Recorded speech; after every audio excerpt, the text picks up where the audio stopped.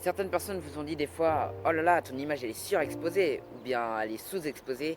Vous avez des fois envie de frapper cette personne. J'en fais partie, je suis tout à fait d'accord. On va voir comment pallier ce problème aujourd'hui dans cette vidéo.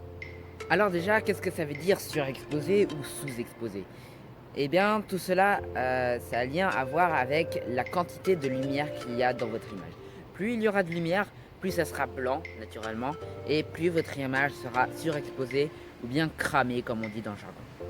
Et moins il y aura de lumière, et plus elle sera sous-exposée. Je connais pas le mot qu'on dit dans le jargon. Enfin bref.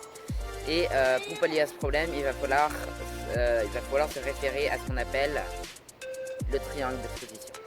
On va regarder ça tout de suite. Le triangle d'exposition se compose en trois choses. Le diaphragme, c'est le truc qui se ferme ou qui s'ouvre dans l'objectif pour laisser rentrer plus ou moins de lumière. Et il y a aussi les ISO. Les ISO, c'est la quantité de capteurs qui va rentrer. Et encore, la dernière chose, c'est la vitesse d'obturation. Vitesse d'obturation, c'est le temps qu'une image sera prise, plutôt en photo. Par exemple, un 25e ou un 4 millième.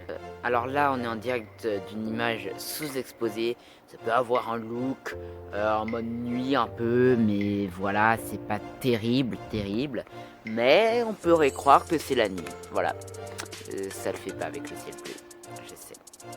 Et contrairement à une image surexposée, c'est tout blanc, on voit que dalle et c'est moche à voir et ça fait mal aux yeux. Donc c'est pour ça qu'il va falloir gérer. Là par exemple, je suis en train de jouer sur l'ouverture de mon diaphragme et hop, je le baisse et voilà. Je suis plutôt bien exposé. Après, vous allez pouvoir aussi jouer sur les ISO. Plus l'ISO sera bas, moins il y aura de grains, je vous le rappelle. Le grain, c'est un peu de sable qu'il y a sur l'image. Et c'est pas beau à voir, tout simplement c'est pas beau à voir. Et donc on va essayer de mettre les ISO au plus bas niveau possible. Moi en tout cas je fais comme ça. Ensuite, la vitesse d'obturation. La vitesse d'obturation, c'est le temps qu'une image sera prise. Par exemple, là, à chaque fois que j'ouvre, le capteur sera ouvert. Et à chaque fois que je ferme, le capteur sera fermé. Donc, par exemple, hop, hop. Ça, c'est le temps d'obturation ou bien hop, hop. Plus le temps d'obturation sera long, plus il va laisser passer de lumière et plus vous aurez une sensation de flou. Et pas de rolling shutter comme je suis en train de le faire. Désolé. Si, un peu de flou, un peu, mais voilà, enfin bref. Et donc vous avez les trois éléments, donc les ISO au minimum, le shutter au double de la vitesse d'obturation. Donc puisqu'on filme normalement pour les films à 24 images secondes, ou bien encore 25 pour certaines autres personnes, mais on va péchipoter pour une image seconde. Donc il faut mettre votre shutter à double, donc 24, si vous filmez à 24 images par seconde, vous allez devoir mettre votre temps d'obturation à 50 images secondes.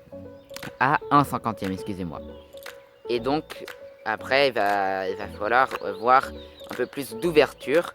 Et donc, là, on voit que l'image est surexposée si on est à 1/50e. Parce que ça laisse rentrer beaucoup de lumière, un temps d'exposition qui est très long. Mais là, on va pouvoir gérer sur le diaphragme et comme ceci, notre image est très bien exposée et on a ce qu'on appelle un flou de mouvement tout à fait naturel, mais on verra ça dans une autre vidéo. Après, si vous voulez par exemple avoir un peu de profondeur de champ, par exemple comme ceci, là mon appareil photo est flou, hop, on va le placer, on va le mettre en mise au point manuel. Voilà, c'est un tout petit peu flou, j'aimerais un peu plus de profondeur de champ, donc je vais ce qu'on appelle ouvrir le diaphragme, hop. Je vais l'ouvrir au maximum pour avoir une profondeur de champ. Ah bah mince, mon image est cramée. Et c'est là où rentre en compte les filtres ND. Mais ça sera pour une autre vidéo. Et voilà les gars, c'est la fin de la vidéo. J'espère avoir pu vous aider à bien exposer votre image. N'oubliez pas, vitesse d'obturation, ouverture et les ISO, ça forme le triangle d'exposition. Voilà, rien de plus simple. N'oubliez pas de respecter, ça donne une image très naturelle. Personnellement, je la sous-expose un tout petit peu, ça donne un petit look cinéma. Après, vous faites comme vous voulez, c'est vous le réalisateur. Ciao les gars, à une prochaine vidéo.